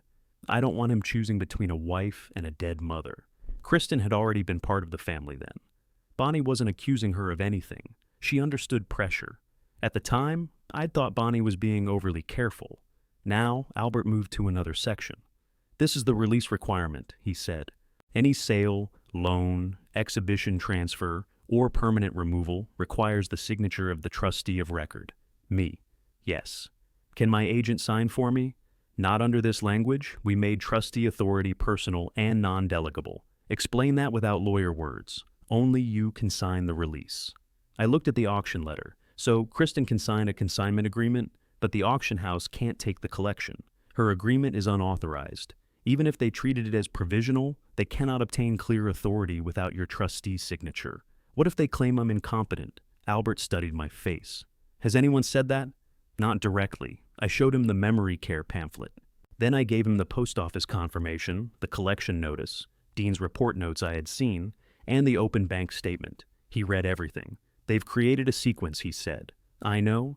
Missed bill, family concern, home assessment, and the auction. He opened the trust again. This is the part Bonnie insisted upon. The paragraph named Albert's firm as contingent successor trustee if both original trustees died, resigned, or became legally incapacitated. Your firm gets control only over trust property and only under the stated conditions. Not Jeremy, no, not Kristen, no. What if a court appoints Jeremy to manage my finances? He still doesn't become trustee. What if the court removes me? The collection passes to this firm's control. We would preserve it under the trust terms. I read the paragraph myself. The language was plain enough once I knew where to look. Kristen's plan had two possible paths. If I remained competent, only I could release the collection. If she proved I wasn't competent, Albert's firm took over. Either way, she didn't get it. Does she know this? I asked.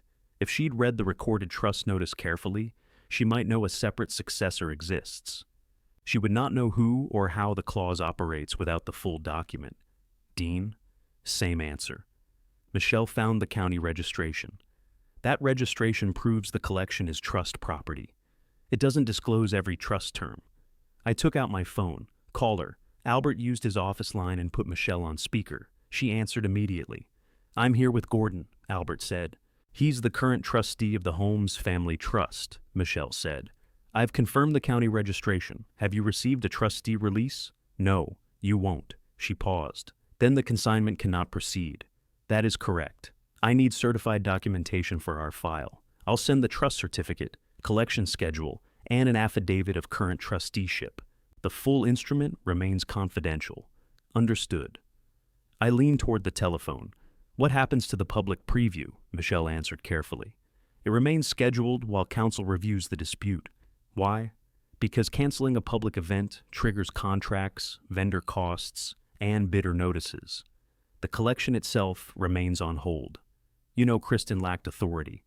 I know she did not provide the required trust release. Our counsel needs to make the final determination. Will you tell her what's missing? I'll tell her the file has an ownership issue. Nothing about the successor trustee. Albert looked at me. Michelle said, I have no reason to discuss private trust terms with her. Good. Albert sent the documents while we remained in the office. Michelle confirmed receipt. Then he drafted a formal revocation of the power of attorney. It named both agents. It revoked every authority immediately. It also stated that the document had been obtained through material misrepresentation about its scope. Can we prove that? I asked. You have the instruction sheet Dean prepared. It's behind the notarized pages. That helps us. It shows he described a narrow use while presenting a broad instrument. I signed the revocation. Albert's staff sent copies to Jeremy, Kristen, Dean, the bank, the retirement company, the city, and Long Estate auctions. Certified copies went by courier and mail. At 4:15, my bank called. Denise sounded angry. Did you authorize a payment to Vega Legacy Transitions? No. How much? $5,000. I stood up. When? It posted yesterday through our centralized agent services department. My account was supposed to require me in person. The request came through a power of attorney. It bypassed the ordinary account note. What was the payment for? The memo says transition consultation and collection coordination. I never approved that. We're freezing the transfer. Has Dean received it? It reached his business account. Our recovery department is contacting his bank now. Albert held out his hand for the phone. I gave it to him. He identified himself and explained that the power had been revoked. Denise requested a copy directly from his office. Preserve the submitted payment instructions, Albert said, including the identity of whoever delivered them. Denise agreed. After the call, Albert looked at me. Now we have use beyond the stated instruction. Money actually moved. Yes. Can the bank get it back? Probably. That isn't the important part. It's important to me. Of course. I mean, it establishes they were willing to use the document immediately. He asked Denise to send the agent services record to his office. The request had been submitted under Kristen's name. Attached was an invoice signed by Dean. They had both touched it. I felt no satisfaction. $5,000 wasn't enough to solve their debt. It was enough to show that the bill payment explanation had never been real. Albert made another call. "I want you evaluated by your physician," he said afterward. "For what? Competency. I'm sitting here explaining a trust to you." "I know. Then why do I need a doctor to say it? Because your family has already built part of an incapacity story. We document the opposite before they act. I don't like performing sanity for people who stole my mail. Neither do I. Do it anyway." My physician had an opening the next morning. The appointment lasted almost 2 hours. He asked the date, the location, and why I was there. He gave me words to remember. He asked me to draw a clock and calculate change from a purchase. Then we discussed my medications, finances, daily routine, and Bonnie's death. "Do you feel depressed?" he asked. "Sometimes." "Does it interfere with daily decisions?" "No. Have you experienced memory problems?" "I forget why I walk into the garage sometimes. So do I." He reviewed my records and completed a longer cognitive screening. At the end, he folded his hands. "I see no evidence that you lack decision-making capacity. I'd like that in writing. Albert already requested it." Of course he did. The physician prepared a signed letter that afternoon. It stated that I understood my assets, family relationships, legal decisions, and the consequences of granting or revoking authority. Albert received the original. I kept a copy. When I returned home, a process server was waiting near my porch. "Gordon Holmes?" "Yes." He handed me a thick packet. The top page carried the name of a Utah probate court. Kristen and Jeremy had petitioned for a finding that I was incompetent. They wanted Jeremy appointed as my conservator. The filing date was the previous afternoon, before either of them received Albert's revocation. I read the listed reasons standing beside my mailbox: repeated unpaid bills, inability to manage correspondence, unsafe refusal of family support, confusion about prior conversations, unreasonable hostility toward relatives, failure to plan for valuable personal property. The petition mentioned Dean's home assessment. It described him as an independent senior transition professional. It did not mention that he was Kristen's brother. Both Jeremy and Kristen had signed sworn statements. Jeremy's statement said he believed intervention was necessary because I had forgotten asking them for financial help. Kristen's statement went further. She claimed I had agreed to auction Bonnie's collection, then became confused and accused her of acting without permission. I called Albert from the porch. "It's filed. Bring it here." Jeremy signed. "I'm sorry." "Don't be. Tell me what this changes." "It starts a court process. It does not transfer authority today." "Can they get an emergency order?" "They can ask. The medical evaluation makes that difficult." "What about the collection?" "Still protected. If they win, my firm becomes successor trustee. They've filed a petition that defeats their own goal." I looked at the signature pages. "They don't know that." "No," Albert said, "and we won't educate them yet." I drove the petition to his office. He copied it for his file. Then he called the court clerk and entered an appearance on my behalf. He also contacted Adult Protective Services. That surprised me. "I'm the one being accused," I said. "You're also an older adult whose mail was redirected, whose funds were moved, and whose property was consigned through a misleading power of attorney. Will they investigate Jeremy?" "They'll investigate what happened." An investigator named Carolyn Guerrero called before I left. She asked whether I was safe in my home. "Yes." "Does anyone have keys?" "Jeremy has an old one. Change the locks." I did that the same evening. A locksmith replaced the front and back cylinders. I watched him test every key. Then I locked the new spares in my desk. After he left, I carried the certified trust copy into the dining room. Albert had marked 3 pages with blue tabs: trust ownership, trustee release, contingent successor. I placed the document beside the auction letter. Then I poured 1 quiet glass of bourbon and sat beneath Bonnie's wedding ring quilt. I didn't toast. I didn't make a speech. I read the 3 marked paragraphs until I could explain them without Albert. Before bed, I signed a trustee declaration stating that the collection was not for sale. The release line beneath it remained blank. The next morning, Carolyn arrived at 9. She wore a dark green coat and carried a narrow case file. She showed me her identification before I asked. "Albert gave me permission to speak openly with you," I said. "He can give you advice. You decide what you tell me. That's a good start." We sat in the kitchen. She asked about the mail first. I showed her the forwarding confirmation and the open statements. "Who had enough information to submit this?" she asked. "Jeremy and Kristen both know my address and birthday. Kristen had photographed insurance documents before. Did she have access to your payment card?" "I don't know." Carolyn wrote that down. I showed her the water notices, the collection referral, and the memory care pamphlet. Was the circle already there? Yes. Did anyone discuss memory care before this appeared? No. Then we reviewed Dean's visit. Carolyn read the instruction sheet twice. She compared it with the power of attorney. "Did he explain the property powers?" I asked. "He said the broad language was necessary for banks." "Did you understand Kristen could consign the collection that afternoon?" "No." "Would you have signed if you understood that?" "No." She asked about the $5,000 transfer. I gave her the bank notice and Dean's invoice. "Did he complete $5,000 of work?" "He checked my smoke detectors and complained about a rug." She almost smiled. "Did he remove property?" "No." "Did he photograph documents?" "Not that I saw." She asked to see the collection. I unlocked the cabinets and showed her the ledger. She didn't touch anything. "This is well maintained," she said. Dean noticed that too. He didn't put it in writing. "Have you seen his report?" "He never sent it." Carolyn looked toward the dining room. Kristen submitted a copy with the petition. "What does it say?"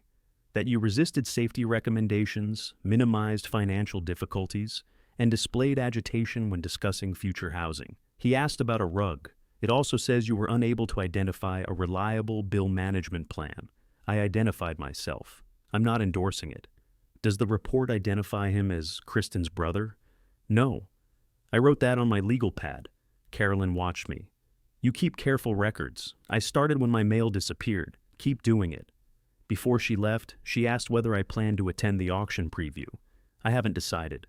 "Your daughter-in-law told the court you agreed to appear." "She tells people I agree to many things." Carolyn closed her file. "If you attend, don't sign anything without Albert. That was already the plan." By noon, Kristen had called a family meeting. Her message said the meeting would take place at my house that evening. She didn't ask. I replied that anyone arriving without permission would remain outside. Jeremy called 5 minutes later. "Can we please talk like adults?" "We can talk at 6. Dean needs to be there." "No, he's involved now. That's why no." Kristen wants him to explain the petition. Albert explains legal papers. "Dad, if you bring Albert, she's bringing Dean." "I didn't say Albert was coming." "Then can Dean come?" "No." At 6, Jeremy and Kristen arrived together. Tina pulled in behind them. Kristen looked at her. "Why are you here?" "Grandpa invited me." I hadn't, but I opened the door. We sat in the living room. Kristen brought a folder. Jeremy carried nothing. Tina sat beside me. Kristen remained standing. "We filed the petition because this situation has become unsafe," she said. "What's unsafe?" "You're isolating yourself. You changed the locks. You've made accusations against family members. I changed the locks after someone used my authority to move money. The transfer was a legitimate service payment for a report I never received." "You revoked cooperation before Dean finished," Tina said. "He's your brother." Kristen looked at her. "Stay out of this. You submitted him as independent. He owns an independent business." "That's not what she means," Jeremy said. It was the first time he'd corrected Kristen in front of me. She turned on him. "You agreed with the filing. I agreed Dad needed help. You signed it." "I know what I signed." I watched his face. I wasn't sure that was true. Kristen opened her folder. "The court can appoint you conservator temporarily," she told him. "Then you can resolve the bills, the collection, and the house." "The house isn't part of this," Jeremy said. "Everything is part of it if he can't manage." "I can manage," I said. Kristen ignored me. "You would protect the assets until the court decides." Jeremy looked at me. "Dad, maybe if we pause everything." "The auction is already on hold," I said. Kristen's eyes narrowed. "Michelle said the ownership review is nearly complete." "Did she?" "She said the preview remains scheduled. That isn't the same thing. The buyers are invited. The catalog is prepared. The press release went out." Tina said, "You sent a press release? It's a major Utah collection. Grandma would hate this." Your grandmother wanted people to see her work. She didn't want you selling it to cover a loan. Jeremy looked at Kristen. What loan did you tell Tina about? She saw private papers. That isn't an answer. Kristen closed the folder. We are not losing the duplex because Gordon changed his mind. The room went still. There was the full sentence. Not concern, not planning, not my safety. The duplex. Jeremy rubbed his forehead. You said he offered to help. He did. No, he didn't, Tina said. Kristen pointed toward me. He signed a legal document. After Dean lied about it, Tina replied, Enough. Jeremy's voice was louder than usual. Kristen stared at him. He continued. Did Dad agree to sell all 60 quilts? He agreed to let us act. That isn't what I asked. The collection has more value together. Did he agree? She looked at me. You knew what you signed? I didn't answer. Kristen picked up her folder. If you refuse to cooperate, the court will appoint Jeremy. Maybe, I said, then he'll sign. Jeremy looked at her. Sign what? The final release. I thought the power of attorney already covered it. The auction house wants an extra signature because Gordon complained. She believed that. Michelle had told her there was an ownership issue. Kristen had reduced it to nervous paperwork. Jeremy said, I'm not signing anything tonight. You won't have to. The gala is next week, I asked. What happens there? Michelle finalizes the release in front of the collection sponsors. Why in front of them? Because they need certainty. You created doubt. And you expect me to sign? I expect you to act responsibly. Tina laughed without humor. Kristen turned toward the door. If he won't sign, Jeremy will after the temporary hearing. The hearing was scheduled for the morning after the gala. That timing wasn't accidental. She believed the public event would pressure me. If it didn't, the petition would. At the door, Jeremy stayed behind. Kristen called his name. He looked at me. Did Mom really put the collection into the trust? Yes. What does that mean? Ask your wife. She says it's just paperwork. He looked toward her. I could have told him about the successor clause. I didn't. He had signed a sworn statement without asking me one direct question. He could wait until the document answered him. 2 days later, Michelle came to the house with a professional collection crew. She met me on the porch before anyone unloaded equipment. The preview can be canceled, she said quietly. Will canceling it stop Kristen? No. Will the petition disappear? No. Then proceed. She handed me a temporary custody form. It authorized transport and display only. It specifically prohibited sale, bidding acceptance, transfer of title, or removal after the preview without a separate trustee release. Albert had reviewed every line. I signed that limited form. Michelle placed it in her case. Kristen will assume you've agreed to the auction. Have you told her I signed anything? No. Don't. The crew photographed each cabinet before opening it.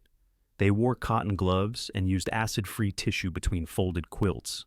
I stood beside the green ledger and called out registration numbers. Michelle checked them against her list. Each piece received a temporary inventory tag. No auction lot number was attached. That distinction mattered. Kristen arrived halfway through the packing. She came into the dining room without knocking because the door was open for the crew. I knew you'd come around, she said. I kept reading ledger numbers. She moved toward the table. Michelle stopped her. Please stay outside the work area. I'm the consigning agent. This is a controlled trust inventory. Kristen glanced at me. He signed, Michelle answered. The authorized paperwork is in place for today. Kristen smiled. That was enough for her. She took photographs as the blue quilt entered a padded garment case. I wanted to tell her to put the phone away. Instead, I let her record what she believed was victory. The last stoneware box left shortly before 5. The dining room looked bare. For the first time in decades, the wall held only hooks. I placed the green ledger back in the cedar chest. The trust stayed with Albert. That evening, Kristen posted a photograph online. She stood beside the collection truck with one hand on its open door. Her caption thanked Vega Legacy Transitions and Long Estate Auctions for helping the Holmes family preserve Bonnie's artistic legacy by sharing it with the world. She tagged Jeremy. He didn't share the post. Dean did. His business page described the project as a successful full estate transition involving sensitive family circumstances. Carolyn called after seeing it. Did you authorize them to describe this as a full estate transition? No. Save screenshots. I already did. The gala invitation arrived by email the next morning. My name appeared at the top as owner and honored family representative. Kristen's name appeared under collection liaison. Dean was listed as transition consultant. There was no mention of the dispute. I forwarded it to Albert and Carolyn. Then I replied that I would attend. Kristen sent me a separate message. Wear the navy suit. Bonnie always liked that one. I wore the gray suit instead. On gala night, Albert drove us to Salt Lake City. He carried a slim document case on the back seat. We arrived 20 minutes after the doors opened. Through the gallery windows, I could see Bonnie's quilts hanging beneath warm lights. Kristen stood near the entrance greeting people. She wore a cream-colored dress and the pearl earrings Bonnie had given her at the wedding. When she saw me, her smile widened. "I'm glad you decided not to embarrass the family," she said. "I said I'd attend. That's what I mean." Inside, buyers moved through the collection with printed catalogs. Michelle had allowed descriptive catalogs but removed bidding numbers and sale terms. Most guests didn't notice. Dean stood near a table displaying brochures for Vega Legacy transitions. A local arts reporter asked him how the collection came to market. Dean smiled toward me. "Careful family planning," he said. Mr. Holmes recognized it was time to simplify. I said nothing. Kristen joined him. "This was Bonnie's wish," she told the reporter. "She wanted these pieces appreciated, not hidden in a private house." Jeremy stood several feet away. He heard her. "So did Dad agree, or did Grandma want it?" he asked. Kristen's smile held. "Both." The reporter wrote that down. "Tina came through the entrance alone. She walked directly to me. 'Mom told people you're moving.' 'I know. Are you?' 'No.'"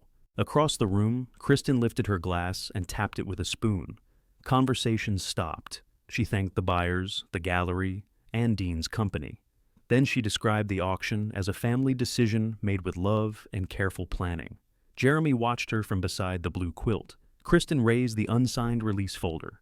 "Gordon's here to complete the final paperwork tonight," she said. "Once he signs, Bonnie's collection can finally begin its next chapter." Everyone turned toward me. Michelle stepped behind the lectern. Albert picked up his document case. I remained where I was and let Kristen hold the room. Michelle raised one hand. "Before anyone signs, I need to clarify the collection's legal status." Kristen lowered the folder. "We already resolved that." "No," Michelle said. "We resolved transport for display. We did not approve a sale." The room became quiet. I walked to the lectern. Kristen shook her head. "You gave me power of attorney." Albert opened his document case. "That authority was never enough," he said. He placed a certified trust document beside the release. Then he read the collection ownership paragraph aloud. "The Holmes Family Trust held every listed quilt and stoneware piece." He read the next paragraph. "Only the trustee of record could release trust property for sale. That authority could not be delegated through a general power of attorney." Kristen looked at Michelle. "You accepted the agreement." "We accepted it pending verification," Michelle said. "Your agreement represented that Gordon owned the property individually. County records showed otherwise. I provided the appraisal. An appraisal proves value, not ownership." Dean stepped away from his brochure table. "This is a technical defect. Jeremy can become trustee after the court hearing." Albert turned one page. "This is the incapacity provision." He read it slowly. "If I died, resigned, or was declared legally incompetent, Albert's firm became contingent successor trustee. No family member received control." Jeremy stared at the document. Kristen's face lost its color. "That can't be right," she said. "It has been right since 2015, Albert replied. She looked at Jeremy. "You said the trust went to you. I said I was probably the beneficiary. I never said I was trustee. You signed the petition because you said it would let me protect Dad's property." Albert closed the trust. "If that petition succeeded, it would remove Gordon and install our firm. You filed to accomplish the opposite of what you wanted." A low murmur passed through the room. Kristen held out the release. "Gordon can still sign voluntarily." I looked at the blank line. "No." She stepped closer. "You're going to let us lose the duplex over some quilts?" The reporter near Dean stopped writing and looked up. Jeremy said, "Kristen," she turned on him, "we have $165,000 due. Do you understand what happens if we don't pay it?" Everyone close enough heard her. The reporter wrote down the amount. Jeremy looked around the gallery. "You told these people Dad wanted to sell. He signed the power. For bills. It was general authority. You redirected his mail. Her mouth opened, but no words came. Carolyn stepped forward from the back of the room. The Postal Inspection Service preserved the verification record, she said. The forwarding request used an email address registered to Kristen Holmes. Jeremy stared at his wife. Carolyn continued. The effective date came before the unpaid water notice. That unpaid bill was then cited as evidence in the competency petition. Kristen looked at me. You reported me? I reported my missing mail. It was a temporary forward. Submitted in my name, I said. Dean moved toward the exit. Carolyn called to him. Mr. Vega, I need to give you notice regarding your business records. He stopped. This isn't the place. You listed this event as a company project. She handed him an envelope. Your assessment and invoice have been referred to the Utah Division of Consumer Protection. 3 other families contacted investigators after your business records were reviewed. They described broad powers of attorney presented as limited transition forms. Dean didn't take the envelope at first. Carolyn held it out until he did. This doesn't prove anything, he said. No, she replied. That's why it's an investigation. Michelle removed Kristen's consignment folder from the lectern. The agreement is void, she said. No bids will be accepted. No property will be released. Long estate auctions will issue written notice to every invited buyer. Kristen looked around as if somebody might object. Nobody did. The reporter asked, who authorized the press release claiming this was Bonnie Holmes's wish? Michelle answered, not the trust. Kristen walked toward Jeremy. Tell them we made the decision together. He backed away. I didn't know you took all his mail. You knew we needed help. I didn't know you opened his statements. I did that for us. You told me Dad offered the collection. He should have. Jeremy's expression changed, not dramatically. He simply stopped trying to find a better version of her answer. I'm withdrawing from the petition, he said. You can't. My name is on it. We'll lose everything. We already lost the duplex. Kristen stood beneath Bonnie's blue quilt with the unsigned release in her hand. Jeremy walked over to me. I'm not asking you to forgive me, he said. I need Albert's number. He'll give it to you. Jeremy nodded. Then he left the gallery with Tina. Kristen remained behind with Dean. Albert collected the trust papers. Michelle placed the unsigned release on top of the voided consignment and drew a line through it. The following morning, Jeremy's attorney filed his withdrawal. Without a proposed conservator and with my physician's evaluation, the postal record, and Carolyn's initial findings, the court dismissed the petition. The judge's order stated that the claimed financial confusion had been created by unauthorized interference with my mail. The $5,000 returned to my account 3 days later. Long estate auctions charged the packing, transport, and gala expenses against the people who had falsely warranted authority. Kristen and Dean disputed those charges. They didn't dispute them successfully. The postal referral remained under review. There was no dramatic arrest. Carolyn told me those cases moved slowly, and outcomes depended on records I would never control. Dean's problems arrived faster. The state opened a formal investigation into Vega legacy transitions. He stopped accepting clients while regulators reviewed his forms, fees, and previous assessments. 2 families filed their own complaints. Another demanded money back. His company name disappeared from the vehicle within a month. The duplex lender did not extend the balloon deadline. Jeremy and Kristen tried to sell the property, but the offers didn't cover the loan. They eventually surrendered it to the lender and lost what they had invested. Jeremy moved into a small apartment before that happened. He didn't ask me for money. Kristen stayed in their house while lawyers sorted through the debt and their separation. She sent me one letter saying she had acted under financial pressure and believed the collection would eventually benefit Jeremy. She never wrote that she was sorry. I gave the letter to Albert. I did not answer it. The collection returned to Monroe Boulevard 12 days after the gala. Michelle came with the same crew. We checked every registration number against Bonnie's green ledger. Nothing was damaged. Nothing was missing. The blue wedding ring quilt went back on the dining room wall. Jeremy came by 2 weeks later. He stood on the porch because he no longer had a key. I signed that petition, he said. I told myself I was keeping peace at home. Really, I was letting Kristen do things I didn't want to examine. I waited. He looked through the doorway at Bonnie's quilt. I'm sorry, Dad. I believe you. That doesn't mean you forgive me. No. He nodded. What can I do? Don't ask about the trust. Don't handle my mail. Don't bring Kristen here. If you're worried about me, speak to me. I can do that. And if you ever sign something about my life again, read it first." He looked down. "I will." I let him inside for coffee. That was not a return to normal. Normal was gone. It was a beginning with conditions.